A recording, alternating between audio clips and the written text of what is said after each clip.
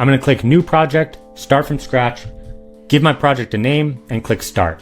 Now I'm going to see the sitemap view. I can add blank pages if I want and arrange them into a hierarchy. But instead, I'm just going to click Layout to come right into the wireframe. Now, let's click Blank to start with a new section. I can add more sections by clicking the plus right here. Now, inside a single section, I have all these elements at the top that I can add. So of course, I'm going to want text. Of course, I'm going to want an image as a placeholder. And maybe I'm going to use this rectangle to put a button in there. I'm going to add that text inside. I'm going to align this, and I'm going to press Shift and select all this together and press Group to turn this into a button. Now I can also upload my own images by clicking over here, clicking Unsplash, and searching images and adding them like that.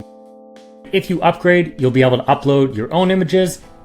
You'll be able to access all of these pre-built sections. You'll be able to use AI to generate new sections.